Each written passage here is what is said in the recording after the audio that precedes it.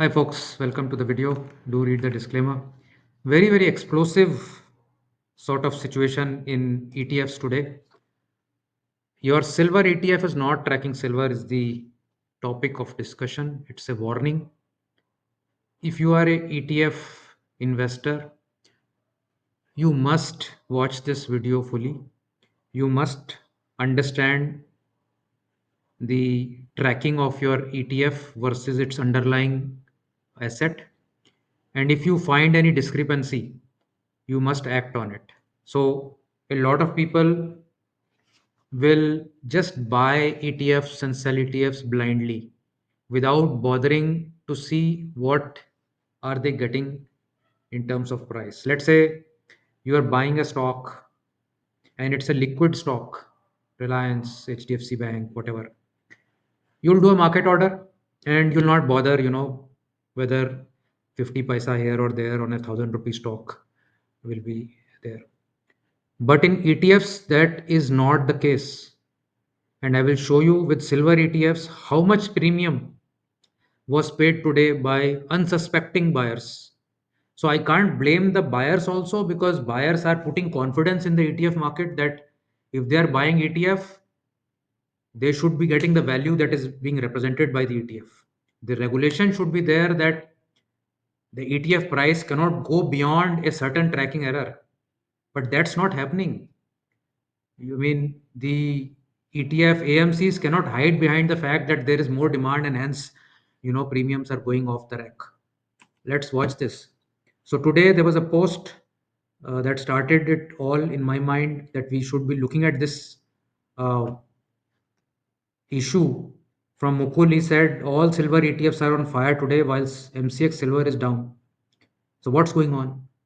So I started to look deeper into this and I found out that silver ETFs, and there are many AMCs which have silver ETFs, whether it is UTI, Kotak, Tata, Zerodha. So many companies offer silver ETFs.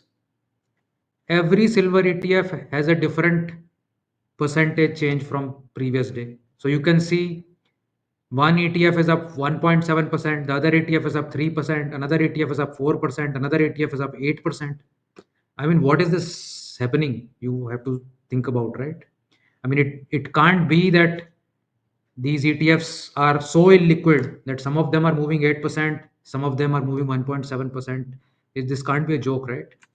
So we basically dived deeper and found a lot of issues in this. So let's dive into what an ETF does, how is it calculated, and how you should be careful about you buying and selling of ETF.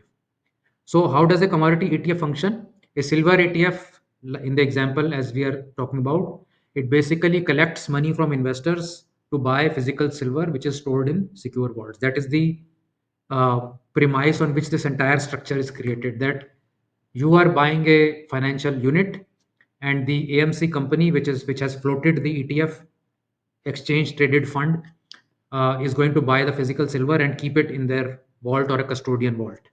Each unit of the ETF that they will issue to you basically is representing the fractional ownership of that physical silver. So if they are buying a 30 kg bar and you are buying 5 grams of silver, then you are a fractional owner of that physical silver. Whenever the price of that physical silver will rise, the NAV of the ETF also should rise in proportion to the rise and fall of that physical assets. That is the premise. That is how this should work. But is it working like that? So the function of the ETF is to give investors silver exposure without storing the metal themselves.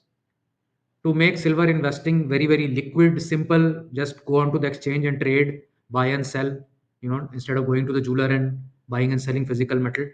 And that you should be able to get and mirror the performance of silver in your account.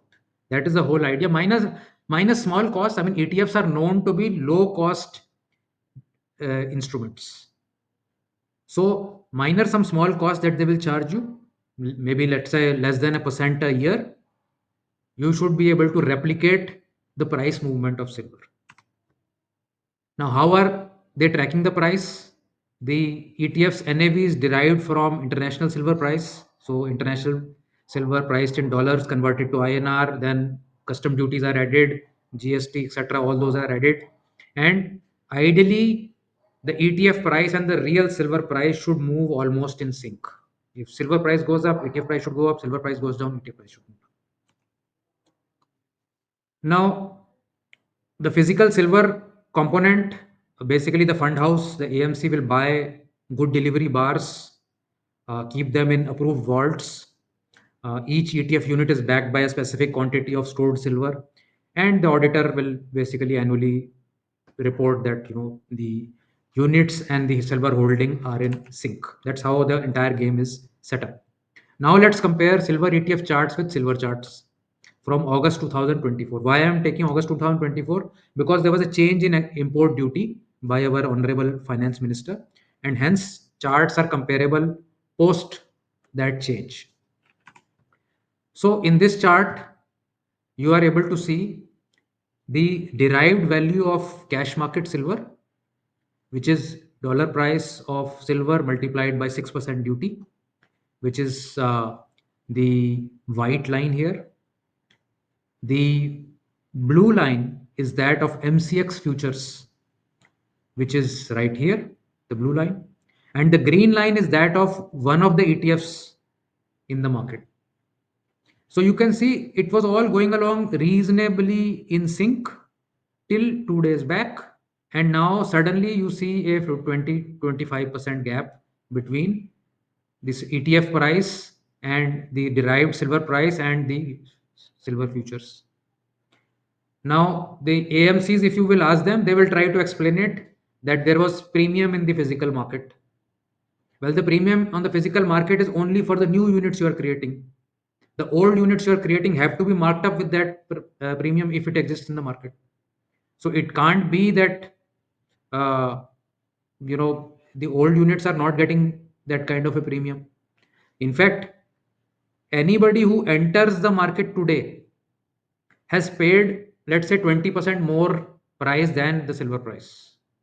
And tomorrow, if this premium vanishes, then they've lost 20% in a second without silver price moving anywhere. So that should not be happening, right? The silver ETF should be moving with the underlying silver price. So the derived silver price, whichever way you are deriving it, should be very close to the ETF price. Now I also did a chart of all the ETFs primarily which are more liquid right here versus the derived silver price. And you can see almost all of them are 15 to 20% higher than the derived price. So I can understand some premium in the market causing this gap, but it can't be so much.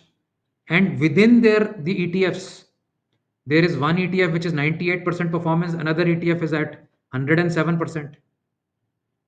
So a buyer who bought this ETF has got 98% return, a buyer who bought this ETF has got 107% return. How is it possible? Whereas base silver has made 90% return or something like that.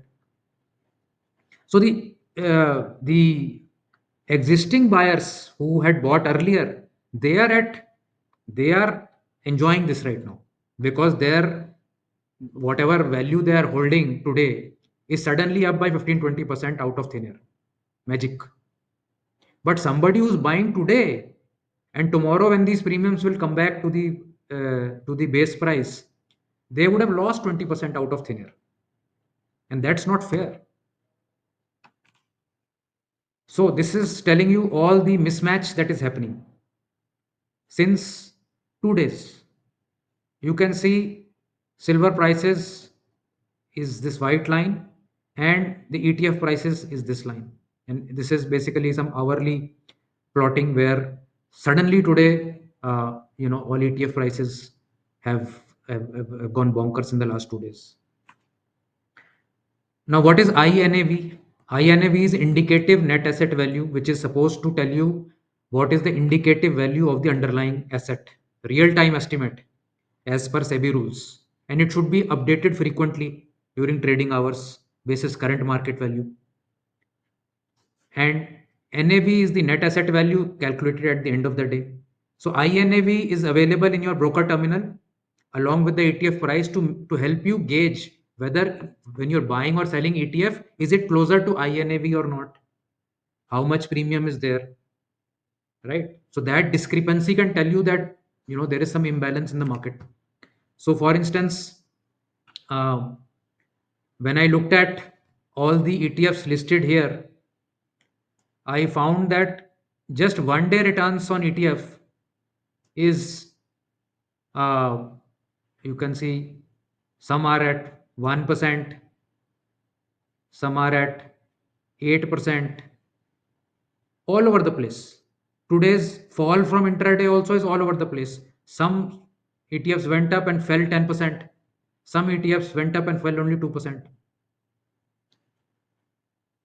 The bigger ones are few, but they're hugely trading. Nippon, for instance, is hugely trading. And just look at the premium, 37% premium to NAV, 13% premium to NAV. What kind of a joke is happening here? And there are others which are at absolutely flat premium or very, very nominal premium. So all this is extremely, I mean, non-transparent, I would say. How do you explain this? That all these ETFs have, all of them have different returns. I can understand if the ETF managers will come and say that there was a premium in the physical market and we marked up our value. Well, all of them should have marked up their value then. How can every AMC have different ways of marking up their value? So very, very, I mean, I'm not convinced at all with this kind of a discrepancy in the market. Uh, I would hope the regulator will take a look at this and ensure that the buyer of the ETF gets value of the day. The seller, the previous buyers may be enjoying this premium today. In fact, they should be selling it off because they're getting artificial value out of thin air. Now, when we compare it to gold, these are almost eight gold ETFs. There is no discrepancy. All ETFs since last August are within 1 to 1.5% range. If gold ETFs can behave like this, why not silver ETFs? Can anybody explain? What has been the case with Nifty ETFs? Nifty ETFs are also within few basis points of Nifty. All the ETFs are within 2.7 to 2.9% since last August. Nifty is also 2.93. There may be some small discrepancies, tracking error here or there. But largely, gold and Nifty are in line with where they should be. Silver is completely bonkers. Another case study that you may want to see is Motilal Oswal Nasdaq ETF. Here, what has happened? This is the last couple of years of Motilal Oswal ETF. Now, somewhere in November, December of 2024, the government decided that you cannot have more exposure to the US stocks. They said that this is the ceiling, $7 billion or some number like that. So the ETF price went up because that was the only vehicle to get the exposure. So somebody who bought here actually was getting value of this level, but was buying 50% higher, 40% higher. And within 3 months, the ETF and the base value almost came to the same point. So this person lost heavily even when the base did not change. Currently, also there is 26% premium to underlying. This is actually nonsense. It's like I'll give you 100 rupees, but you give me 126 rupees back. 26 rupees made out of thin air. I mean, don't be blinded by narrative that you can just buy ETF blindly. You are throwing away your money. This 26% premium is not going to remain, it is going to become zero once the efficiency is back. These are inefficient periods where the existing users actually could take profits and get out and get in once that premium goes away. It's like getting free 26% money. I am so pained to see this kind of inefficiency in the market, and innocent investors, as SEBI calls them, are getting badly screwed. How is the ETF company supposed to manage this? They have to appoint authorized participants. Authorized participants create and redeem ETF units using real silver. If ETF is trading higher than silver, the authorized participant has to come in and give that supply and bring the price back to the NAV. If ETF is trading lower, APs buy and redeem units and push the price up. It means somebody is not doing their job right. It means SEBI is not focusing on why this price is not near the NAV. It means somebody is taking huge advantage of the retail buyers who are buying at a premium. There should have been a band that if this is the silver price, plus minus 2% is the tolerance. You cannot have a ETF which is trading at 15%, 20% premium. My view. I could be totally wrong on this. I'm sure there are other market participants, and I'll be swarmed by the AMCs for this video. But let them come back and say how they justify this. Real silver backing, each unit is backed by physical silver, which is stored in vaults. NAV, INAV is updated every few seconds. Then why is the discrepancy? Liquidity has to be supported. You get a license to float the ETF on the condition that you will provide two-way liquidity. Market makers have to be appointed to keep the buy sell price very close to the NAV. Tight spread has to be there. Why is that not being there? Daily disclosure of silver holdings, live INAV help investors check fair value. Many silver ETFs don't declare INAV at all.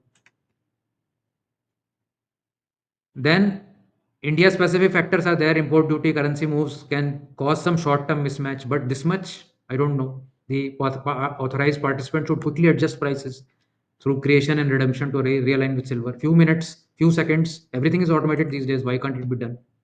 So my final thoughts is that e- even if I rule out that there is any,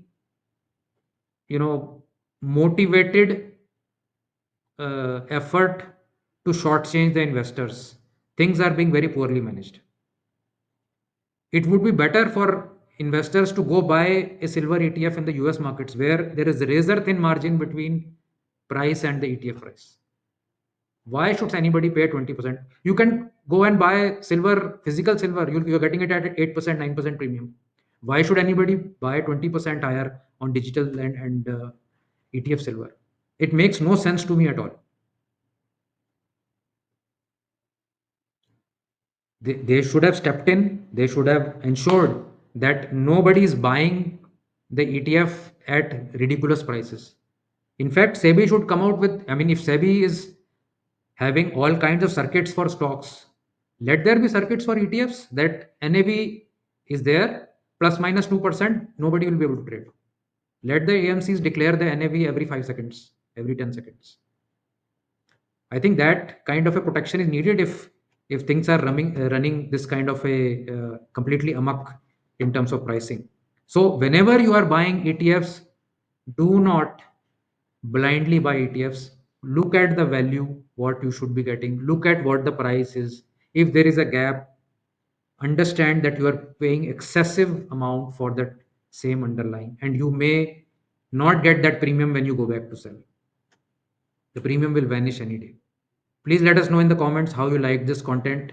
Have you bought any silver ETF? Did you bother to know what is the underlying price and what you are buying at and how you will redeem your profits? Do let us know your experience. Do also watch this other video that's on your screen. Do subscribe to our channel. Do like or share this video.